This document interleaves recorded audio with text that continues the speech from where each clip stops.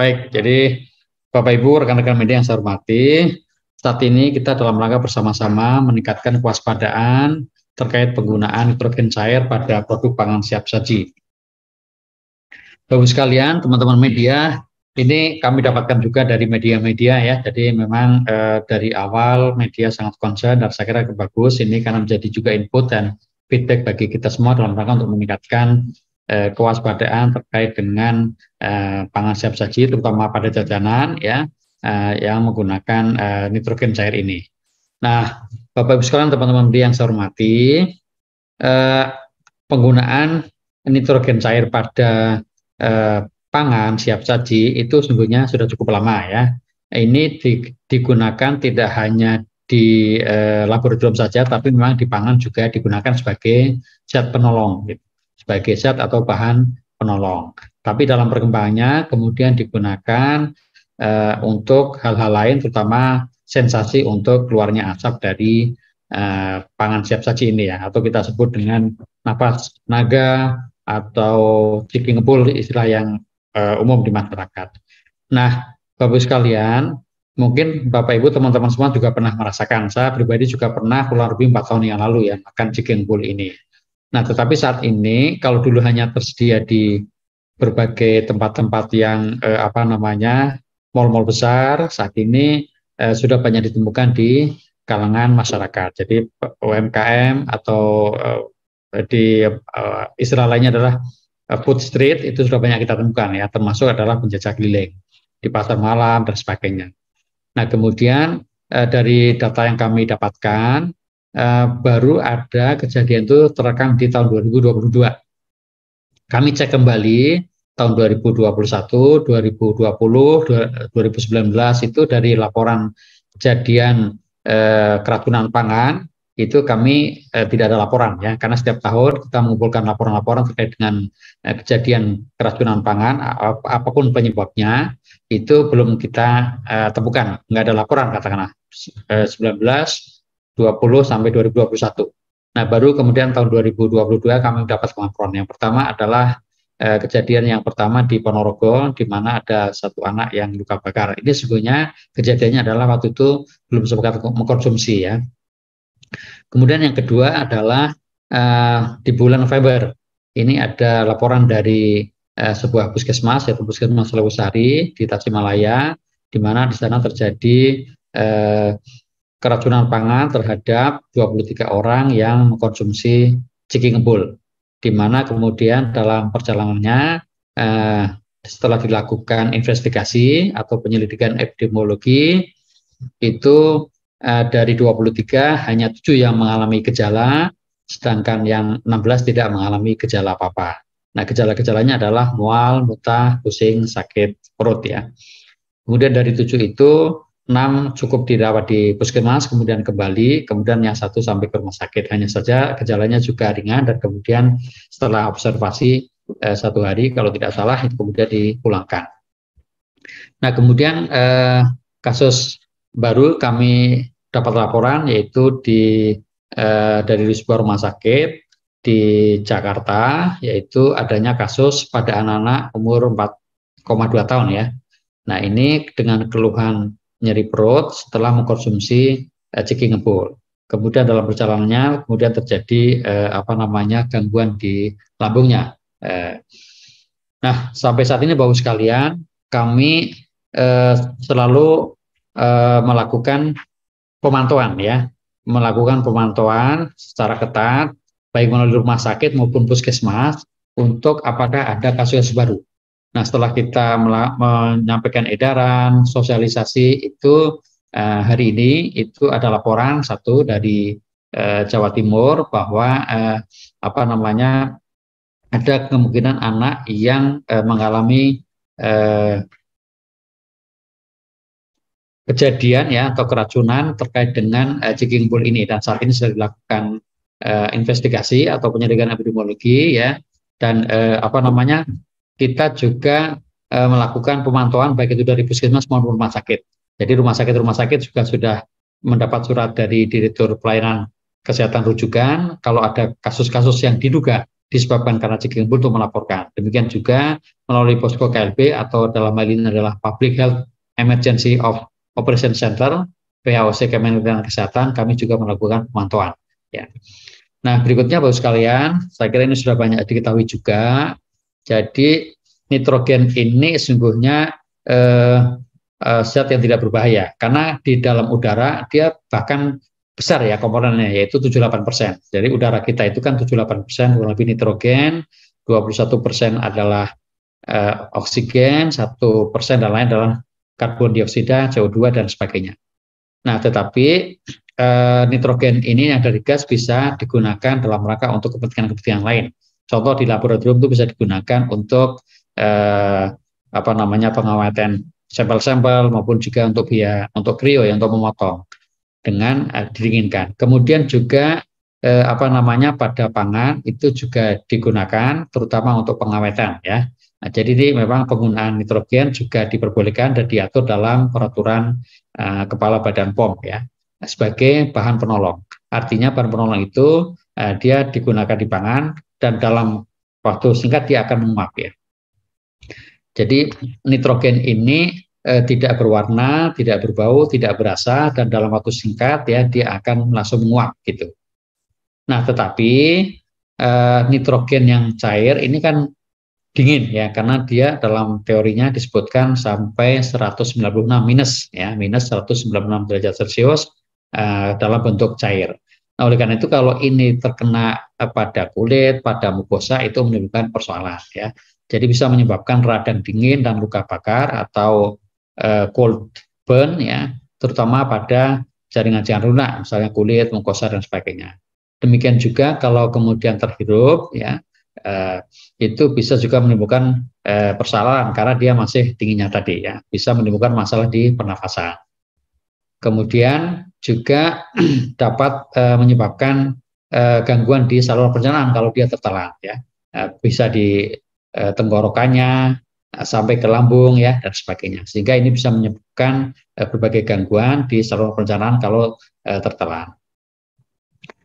Nah, Bapak sekalian yang saya hormati, oleh karena itu Kementerian Kesehatan telah melakukan koordinasi lintas sektor, lintas program ya dengan Kementerian Perindustrian, dengan Badan POM, dengan para pakar ya, kemudian juga dengan rumah sakit, termasuk juga dengan Dinas Kesehatan dan puskesmas-puskesmas. Nah, kami sudah membicarakan beberapa hal terkait dengan bagaimana fungsi nitrogen di dalam pangan ya. Nah, dan dinyatakan bahwa memang ini sering digunakan sebagai bahan penolong. Kemudian kita juga mencari data-data terkait dengan keracunan pangan yang disebabkan oleh checking pool ini. Dan tadi sudah saya sampaikan, laporan adanya gangguan atau akibat yang ditimbulkan dari mengkonsumsi checking pool ini baru ada laporan di tahun 2022. Ya. Kemudian kita juga membahas terkait dengan bagaimana penggunaan nitrogen cair pada penyajian pangan siap saji, mekanismenya seperti apa. Kemudian juga bahayanya bila tidak mengikuti standar keamanan pangan. Kemudian juga kita perlu melakukan kajian lebih lanjut dan kemudian juga kita mencermati beberapa bagaimana kebijakan pemerintah di negara lain, termasuk juga dari sisi literatur yang dilakukan penelitian oleh para pakar di luar negeri. Nah, rekan-rekan media yang saya hormati, jadi setelah kita mendapatkan laporan tadi ya di bulan November dan kemudian di akhir Desember, kita sudah melakukan rapat di tanggal 3 Januari. Maksud kita lakukan rapat yang tadi saya sampaikan. Kemudian untuk mencari informasi yang lebih lengkap, data-data, maka kemudian teman-teman di Direktorat Pelayanan Kesehatan Rujukan, Ditjen Yankes, itu memberikan surat ya kepada rumah sakit, juga Dinas Kesehatan terkait dengan apakah ada kasus-kasus yang sampai ke rumah sakit.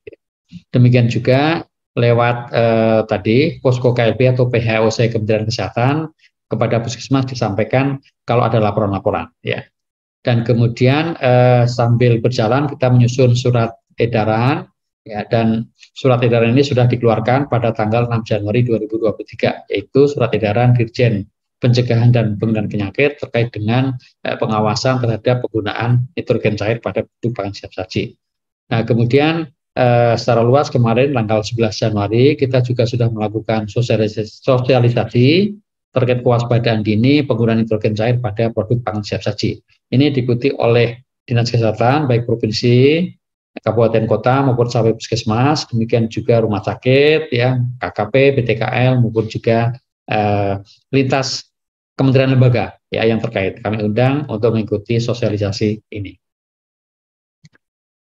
Nah, rekan-rekan media yang saya hormati, ini adalah isi dari surat edaran Direktur Jenderal Pencegahan dan Pengendalian Penyakit ya Dirjen P2P ya nomor KL.02.02/C/90/2023 tertanggal 6 Januari 2023. Ini mungkin juga sudah banyak bisa diakses oleh Bapak Ibu rekan-rekan media.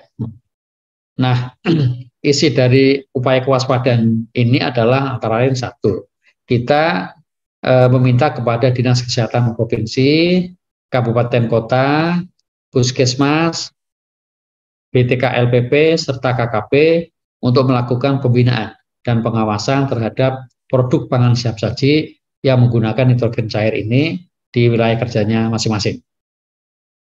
Kemudian kedua, kita juga minta untuk memberikan edukasi, ya selain di pusat melakukan berbagai edukasi dengan berbagai media yang ada atau kanal-kanal yang ada, kita juga minta kepada teman-teman di daerah untuk memberikan edukasi kepada pelaku usaha, juga pihak-pihak lain yang terkait, yaitu terhadap bahaya nitrogen cair pada pangan siap saji.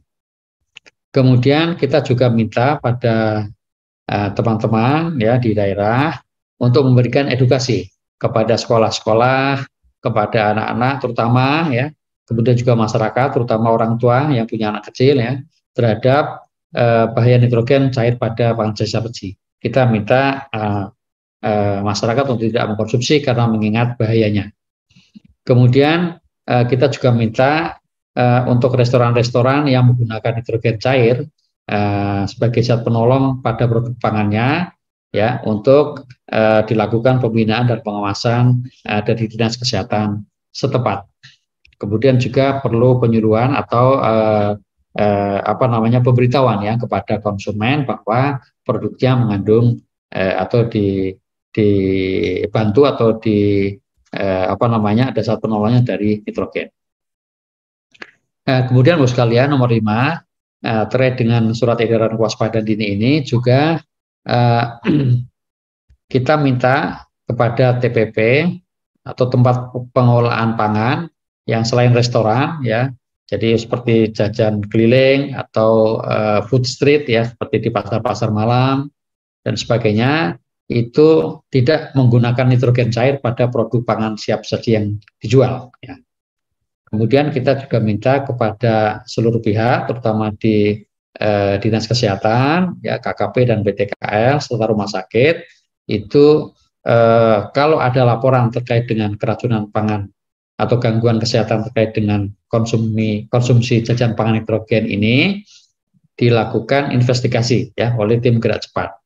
Kemudian kita juga minta rumah sakit, kalau misalnya ada yang langsung datang ke rumah sakit, segera berkoordinasi dengan Dinas Kesehatan setempat dan juga langsung dilaporkan, baik itu kepada sistem pelaporan rumah sakit maupun juga nanti Dinas Kesehatan melalui TGC-nya melaporkan kepada sistem yang sudah ada. Pelaporannya adalah melalui Public Health Emergency Operation Center ya, di situ ada alamat webnya, kemudian juga ada alamat emailnya maupun juga ada nomor WA-nya. Nah, ini Bapak Ibu sekalian, rekan-rekan media yang kami lakukan, tentu kami mengamati terus-menerus ya, terutama adalah laporan-laporan daripada rumah sakit maupun puskesmas. Kemudian juga setelah kita lakukan sosialisasi, saat ini teman-teman di daerah sudah mulai bergerak ya, memberikan pengawasan terhadap para pelaku usaha yang menggunakan nitrogen cair sebagai zat penolong ya, terutama adalah ketika digunakan untuk pangan siap saji, di mana pangan siap sajinya ini berupa jajan atau panganan. Demikian ya. Nah, terakhir nih Pak, Bapak Ibu sekalian, tentu kita ingin teman-teman di daerah juga melakukan tindak lanjut ya, mulai dari koordinasi dengan Dinas Pendidikan, UMKM, Dinas Pariwisata, Perindustrian, Kementerian Agama dan sebagainya. Kemudian kita juga di pusat melakukan koordinasi ya, karena terkait dengan nitrogen cair ini memang bisa dijual dan kita tentu harapannya ada pembatasan-pembatasan ya. Kemudian juga melakukan pengawasan kepada restoran, kemudian juga pangan jajanan ya, demikian juga di tempat-tempat sekolah, pondok pesantren, pasar malam atau event-event yang lain ya. Ini Dinas Kesehatan untuk melakukan pengawasan, kemudian melakukan penyuluhan ya, kepada para pelaku usaha, sekolah-sekolah, guru, orang tua, masyarakat dan sebagainya terkait dengan ini. Harapannya adalah masyarakat tidak mengkonsumsi jajan pangan yang menggunakan nitrogen cair ini.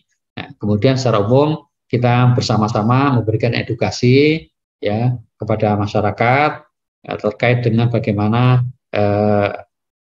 manajemen risiko ya bahaya nitrogen cair, baik itu nanti dilakukan di restoran besar maupun juga yang di tadi pangan jajanan yang dikonsumsi oleh masyarakat, terutama oleh anak-anak. Jadi ada dua hal, satu kita lakukan juga terkait dengan di restoran-restoran, maupun juga kita lakukan terutama adalah yang tadi di tingkat pangan jajanan. Demikian Pak Busroni dan Bapak Ibu rekan-rekan media sebagai pengantar kami pada kesempatan kali ini. Terima kasih.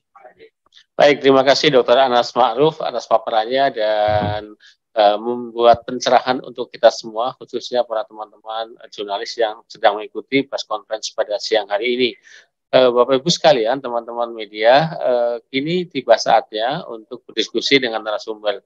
Dan teman-teman sudah mencatatnya di laman chat yang ada di Zoom ini. Namun sebelumnya, tentu ini bukan hanya semata-mata menjadi tugasnya Kementerian Kesehatan di pusat, tetapi menjadi tugas kita bersama, pusat daerah, kemudian dinas-dinas terkait, dan juga orang tua, bagaimana kita melaksanakan pengawasan dan juga melakukan pelaporan terhadap apa yang terjadi di tengah-tengah masyarakat kepada kita. Khusus kepada teman-teman jurnalis juga menjadi bahan untuk informasi lebih baik lagi kepada masyarakat. Baik, Dr. Anas, kita izin memulai untuk diskusi tanya jawab yang sudah tersedia. Kami izin membacakan dari yang pertama dari Kelawa, dari inews.id. Pertanyaannya, dari data yang ada di Kemenkes, kasus Cikingebul ini mayoritas menyasar usia berapa saja? Dan semua kasus yang ada, apakah dirawat di rumah sakit dan gejala apa? Itu nomor satu, Pak Anas. Yang kedua, tindakan selanjutnya Kemenkes, adakah larangan menjual kembali mungkin makanan-makanan yang terkait dengan nitrogen ini? Yang ketiga, anak yang dirawat karena terdampak Cikingebul, perawatannya ditanggung pemerintah atau mandiri, Pak? Terima kasih. Ini dari Kelawa, Pak Anas. Silakan, Pak. Baik, terima kasih. Suara saya bisa didengar, Pak Busroni? Bisa, Pak Anas. Baik. Baik, terima kasih. Baik, atas pertanyaan yang pertama adalah terkait dengan kasus-kasus ya. Memang sampai saat ini dari data yang kita kumpulkan adalah pada anak-anak ya. Baik itu kasus yang pertama di Ponorogo, kemudian yang di Tasikmalaya maupun yang terjadi di rumah sakit di Jakarta. Kemudian ini baru masuk juga satu kasus di Jawa Timur, itu juga terjadi pada anak-anak. Ya, memang karena saat ini kan sensasi ya. Jadi sensasi itu menarik bagi anak-anak. Jadi memang sampai saat ini mayoritas usia yang mendapat gangguan kesehatan atau akibat keracunan pangan Cikingebul ini adalah pada anak-anak. Nah, kemudian sekali lagi saya sampaikan bahwa ini juga baru terlaporkan di tahun 2022 ya. Nah, mengingat barangkali karena saat ini sudah meluas yang bisa melakukan atau pelaku usaha yang bisa menyajikan pangan siap saji dengan menggunakan nitrogen cair ini ya. Nah, kemudian terkait dengan pertanyaan yang kedua, yang berikutnya, jadi sesuai dengan surat edaran Kementerian Kesehatan, maka kita saat ini adalah merekomendasikan tidak menggunakan nitrogen cair pada pangan siap saji, terutama untuk di jajanan ya. Jadi untuk para pelaku usaha yang misalnya keliling atau di pasar malam atau di yang katakanlah di masyarakat itu kita rekomendasikan untuk tidak menggunakan nitrogen cair pada pakan siap sajinya, mengingat ada beberapa kasus yang dilaporkan akibat mengkonsumsi Chicken Bull ini. Kemudian pertanyaan berikutnya terkait dengan pembiayaan. Jadi Bapak Ibu sekalian yang kami hormati, penetapan status KLB itu kan melihat besaran dari persoalan ya. Jadi itu nanti sesuai dengan aturan yang ada, penetapan KLB itu dilakukan oleh pemerintah daerah. Kemudian segala sesuatunya mengikuti ketentuan yang berlaku. Nah saat ini Bapak sekalian itu kan kejadiannya baru sporadis ya, sporadis. Tadi kan masih di beberapa tempat yang tersebar. Nah sehingga yang kita utamakan adalah bagaimana melakukan kewaspadaan. Sekali lagi sasaran kita adalah selain kepada edukasi untuk masyarakat, kemudian juga edukasi kepada pelaku usaha. Nah, terkait dengan pembiayaan tentu karena ini belum penetapan status KLB misalnya oleh pemerintah daerah, apalagi misalnya di tingkat nasional juga kita belum, maka pembiayaan tentu mengikuti pola seperti yang biasa, apakah menggunakan asuransinya atau BPJS atau mungkin penggunaan metode yang lain. Promosikan usaha Anda bersama tepas.id.